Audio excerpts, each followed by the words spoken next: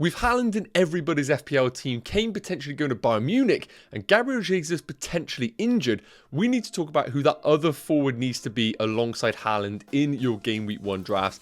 In this video, I'm going to discuss exactly that, telling you the best forward at each price point. So you want to make sure you stick around for this video. Make sure you do drop a like, and of course, smash that subscribe button. We're aiming for 7k before that Game Week 1 deadline. I know you legends could do that. So without further ado, let's get into these forwards. So we need to kick this all off with those 8 million forwards. As I discussed with the rumours of Harry Kane leaving for Bayern Munich, I believe that spot is just not an option for our teams. And it's also so difficult to have a Haaland and Harry Kane draft. So I think first up we need to say to ourselves, do we want an 8 million forward? And the three I think we need to consider are going to be Callum Wilson, Gabriel Jesus and Aston Villa's Watkins. So on the screens here we have the underlying stats from last season alongside the opening 6 fixtures for each one of those teams. Now, we're going to discuss the underlying numbers, and then I'm going to tell you exactly where I rank those 8 million forwards. Now, the reason why I like the 8 million forward is because it's the top tier in that position, meaning that if the player that you select doesn't hit the ground running, you can come down to any other alternative available in that position. If you were to start the season off with a 6 million forward and any of these 8 millions hit the ground, you are going to have to do a little bit of surgery for your team to accommodate these players.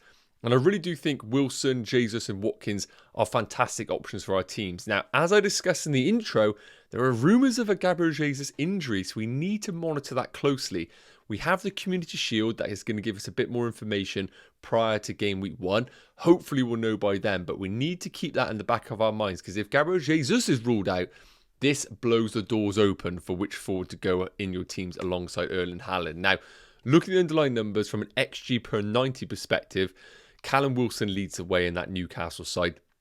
We know that everything was funneling through him at Newcastle. Isak was being rotated with him or playing on the left of Wilson. I didn't mind if Isak was in the team because Wilson was always that number 9. So we need to factor that into our thoughts when we are considering a Newcastle player in our teams. The reason why I'm a little bit off with Callum Wilson is those opening fixtures.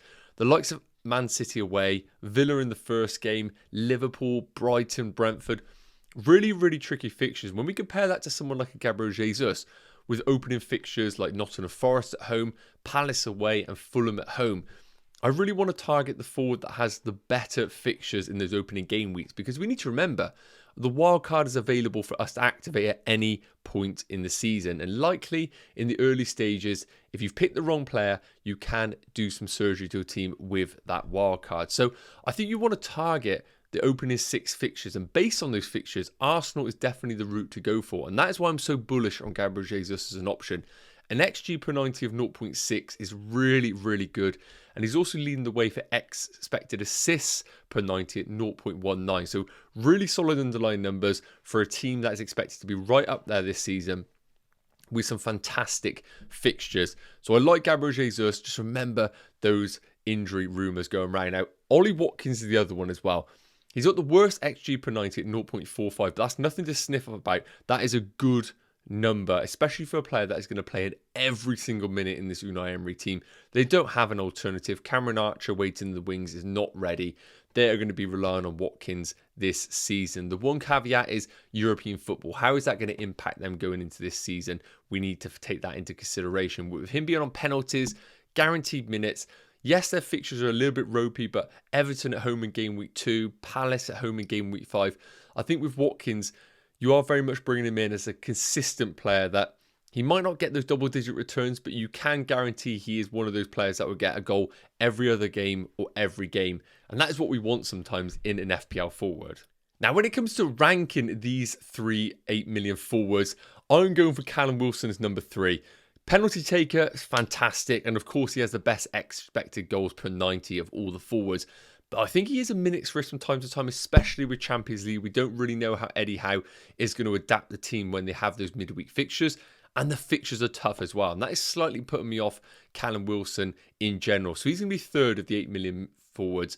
Watkins second, as I mentioned, guaranteed minutes, penalty taker in that side, and also an improving Aston Villa side with some of the signings that they've made, especially Bailey on that right-hand side. But tricky fixtures and the worst underlying stats of all players. And as I said, he feels like a very much a long-term hold player rather than an explosive asset that we know we might wildcard out of in game week 6 or 7.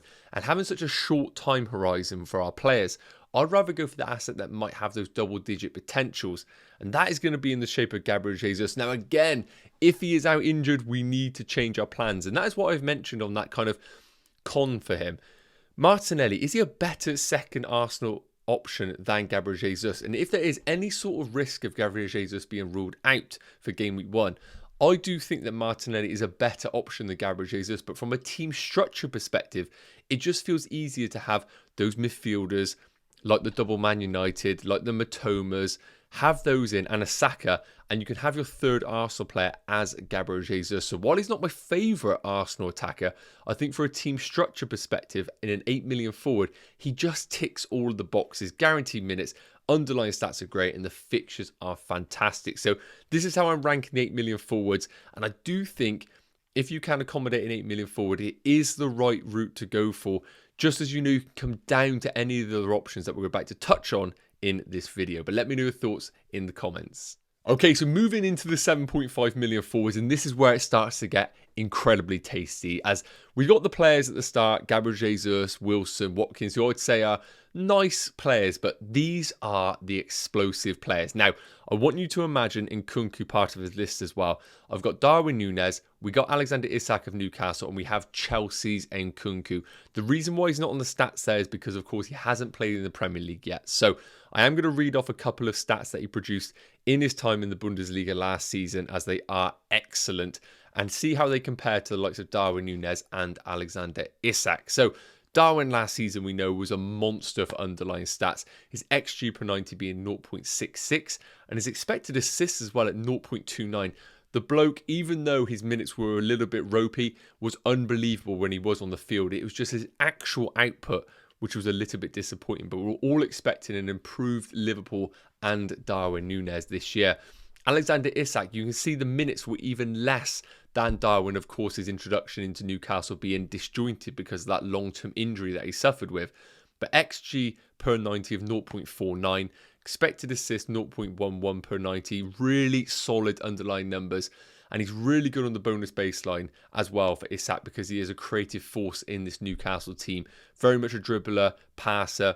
So I really do like Alexander Isak as a pick at 7.5, but it comes down to how do you prefer your Newcastle forwards? Callum Wilson, the goal scorer, the man who's going to have everything funnel through him, or the more versatile Alexander Isak, who could probably play off the left or down the centre in other fixtures. Now, I'm going to read off some Nkunku stats here, but again, it is Bundesliga tax, so don't take it all to heart. So his XG per 90 for Nkunku was 0.77, which is ridiculous numbers for him, and an expected assist per 90 of 0.23. So when we compare that to Darwin Núñez and Alexander Isak, Nkunku is the best of the bunch for expected goals. Now, looking at the fixtures for all three teams, Chelsea top the list for fixture ticker in the opening 6 game weeks with some fantastic fixtures. I think the Liverpool at home game's actually good for attackers. Don't think it's good for defenders, but for the likes of Nkunku, I would not be put off by that opening fixture. West Ham away, really poor transfer window, signing nobody. I think they're going to struggle at the start of this season. And then Luton at home, Forest at home. We want a piece of that Chelsea attack come game week 3 or game week 4.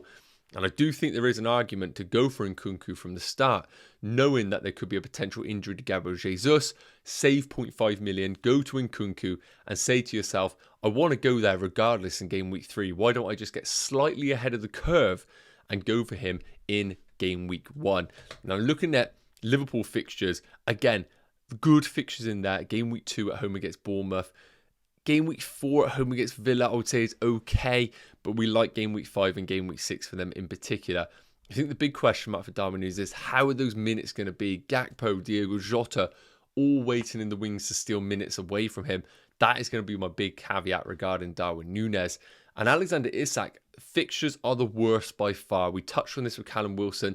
From a Newcastle fixture perspective, it does feel like we can avoid them at the start, knowing that we could wildcard them into our teams around game week 5 or game week 6. Looking at those opening 4, Villa, City, Liverpool, Brighton, I just don't feel like there's enough value in there to go for a Newcastle forward when we have so many other fantastic alternatives playing for equally good teams with much better fixtures. Now, when it comes to ranking the 7.5 million forwards, it's no surprise that I have Alexander Isak number 3. As I said, the stats are good. I think the minutes will be better than Wilson over the long term. But realistically, he's not the main man for goal scoring in that Newcastle team and their tough fixtures. So I would almost rather just pay the 0.5 million more, go for Callum Wilson, know that his minutes could be a little bit skewed, but know that he is the main man who's going to be everything funneled through him and penalties in particular. So Alexander Isak, just not for me right now at 7.5.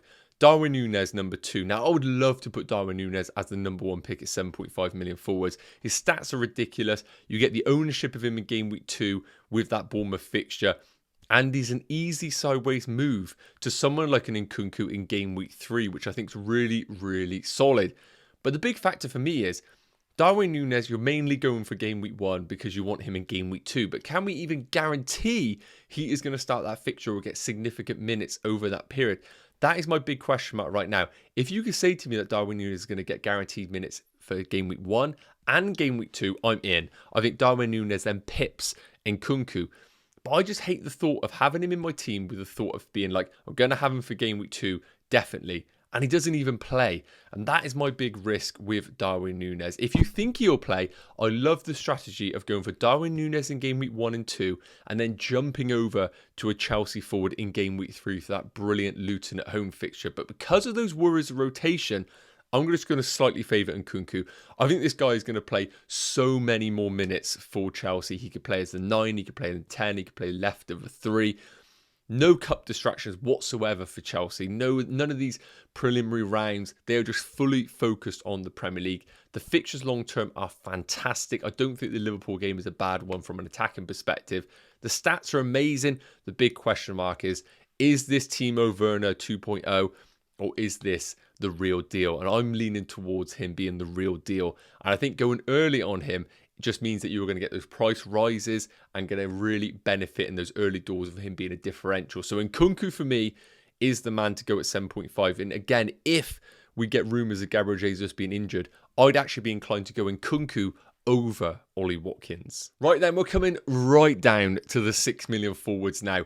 Brighton's Ferguson, Everton's Calvert-Lewin, and Brentford's Visser. 3 players that I would say have been in conversation for the FPL community, but because of the brilliant value of other forwards, are starting to get slightly disregarded just because at the 6 million price point, it is quite a commitment for your teams. And the reason why I'm a little bit off of the 6 million forward is, as I said, if you were to go for Haaland and a 6 million forward, you basically are committing to that formation, that structure. You would need money in the bank or 2 free transfers to early doors restructure your team. And because of that reason, I think it's quite risky going down this route. But if you are an advocate of it, look at the underlying numbers. Ferguson is the man to own. His XG is unbelievable per 90 at 0.51. And looking at his general play, he is very much the focal point in that Brighton team. He isn't going to be a creator. He is there to put the ball in the net. And that is what we want from an FPL asset. Calvert-Lewin played actually more minutes than Ferguson, which is quite hard to believe considering he was always injured. And a 0.35 XG per 90. When he is on the field for Everton, he is a goal scorer, and I do think he could do well and be fantastic value at 6 million. But again, is he going to be injury free? And the other one, Brentford's Visser, the one that started to get a bit more conversation and popularity in the community over the last few weeks. His XG is the worst per 90, but it is worth noting he played the most minutes of all of these 6 million forwards. But he is a bit more of a well-rounded asset at 0.14 XAs per 90. So his goal scoring isn't necessarily as good, but I feel like he has more avenue to points from an FPL perspective, which is really worth considering. Now, looking at the fixtures for the teams, Ferguson's opening 3 are fantastic. Luton at home and West Ham at home in game week 3 in particular look fantastic. But my main worry for Ferguson is his current injury status. He hasn't played considerable minutes in pre-season, and I do start to question whether he is going to be absolutely firing in game week 1. And of course, with Danny Welbeck and new signing João Pedro, I think there could be rotation for Ferguson in those opening game weeks. And realistically, if he's not starting in game week 1 or 3, I think you lose all of the value of him and the kind of incentive of bringing him into your teams. Now, the next best fixtures is Visser's Brentford. Really good long-term fixtures. I think Tottenham is actually a good fixture for game week 1. Palace in 3, Bournemouth in 4, Everton in 6. Really, really good value fixtures that I think they could get some returns in. So Visser's fixtures, I would argue, are the best of the bunch from a long-term perspective. And Everton's are quite favourable as well. Really nice home games against Fulham and Wolves and an away fixture at Sheffield United. So I'm not against Calvert-Lewin at all. I'm just really worried about his injury status. And it is worth noting Everton are in the market for another forward as well. So that puts another question mark on Calvert-Lewin. Even if he is fit, could his minutes get managed with this new forward coming in through the door? Now, when it comes to ranking these 6 million forwards, I do have Calvert-Lewin as 3. I just don't really see the major benefit in going for him. As I said, he is a massive injury risk. I still don't think he's fully up to speed going into game week 1.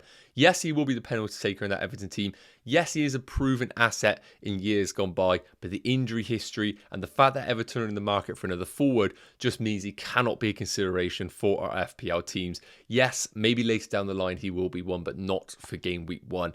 Now, Ferguson is one of those assets that if you could tell me, similar to Darwin Núñez, he was going to play every minute for his team, those underlying numbers alone are enough for me to invest in him. But unfortunately, because of that risk, I just simply cannot get behind Ferguson as that 6 million forward. Yes, he has the best XG. Yes, he has great home fixtures.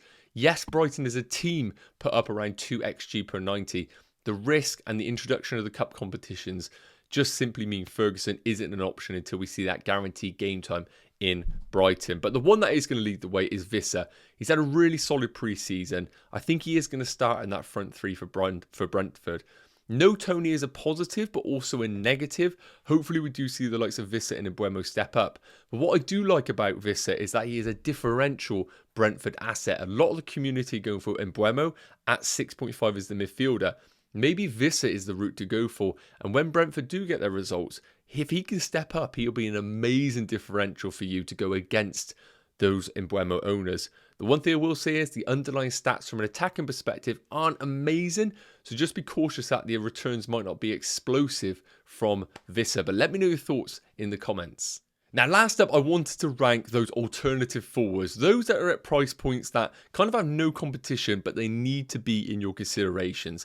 And those are going to be João Pedro of Brighton, Alvarez of Man City, and Nicholas Jackson of Chelsea, all at unique price points of 5.5, 6.5, and 7. And you can see on your screens here that I have ranked them, and I promise I haven't done it based on price. They have some reason behind them. So first up, João Pedro. He's had an unbelievable preseason. Anyone that's watched Brighton, they have been in fantastic form. And him in particular has looked such a live wire. Now, what I like about him is he can play off the left, in the 10, down the middle, on the right. He can play anywhere. And while that can be a negative sometimes, I also think under Zerbi, this is a positive, as it means he can step in for any player. And what I've seen in preseason right now, I think he does start in game week 1. And if you want a real differential in that Brighton team, I think this is the route to go for. But again, going down to a 5.5 million forward alongside a 14 million Haaland, I think the gap there is just way too big. If you want to go up to the 8 million forward, you have to make so many other sacrifices and changes to your team to be able to accommodate that. And I think the price is just too low. The only way I'll consider João Pedro is in a front 3 formation alongside an 8 million and Haaland. The price point is so difficult, and the rotation risk is still going to be there, similar to that of Ferguson and, of course, in Welbeck. Now, Alvarez at 6.5 is one that we definitely need on the radar. His underlying stats are ridiculous, some of the best of all forwards per 90 minutes. The long-term fixtures of Man City are amazing. And what I like about Alvarez is it gets you that ownership in City. If Haaland scores and he's your only asset and City do well, you gain nothing because all of the gain own him. The only way to really benefit from Man City's scorelines is having another attacker in your team. And I do think Alvarez is going to get more game time than what we saw last season. A World Cup winner, a player that simply can't sit on the bench once again. I'm just a little bit worried about how he does come into this team. Is he playing in an 8 similar to where Gundogan was playing? Is Pep going to change the formation and play him alongside Haaland? If we see that, he does become essential at 6.5. But my risk right now is going into game week 1. I don't want to be the first man to own Alvarez, and I don't think you should either. Let the opening game weeks be an opportunity to monitor him, see how he does grow into the team, and if we see guaranteed minutes, then we pull the trigger and we bring Alvarez into our teams. But the one that is leading the way is Nicholas Jackson at 7 million. This guy has been one of the standout players in pre-season of all teams. He has produced some unbelievable performances, and what I really like about him is the style that he plays in. He's looking like a goal scorer who stretches the team, but importantly, a brilliant link-up man, which is great for FPL bonus points. He's a dribbler. He likes to accumulate goal-scoring opportunities for his fellow players alongside scoring them. And that is always great for the bonus baseline, meaning that if he scores, he is going to be in and amongst those bonus points straight away, which is always fantastic to see from a 7 million forward.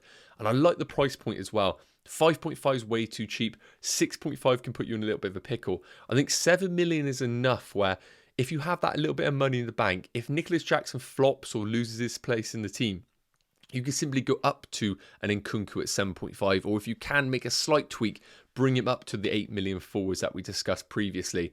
The big question mark is he's unproven in the league, and there is a potential new forward coming into Chelsea at Juventus, Vlahovic or whatever they pronounce it. He is potentially coming into the club, and if he does, I think that rules out Nicholas Jackson as an option. But if that transfer doesn't go through, Nicholas Jackson is absolutely on our radars. Now, you're probably sat there saying, which one do I go for, Jackson or Nkunku? For me, Nkunku is the pick of the two Chelsea forwards if you can afford that 0.5 million. But Nicholas Jackson, a great alternative. Yes, guys, okay, that is going to wrap up today's video talking all about forwards.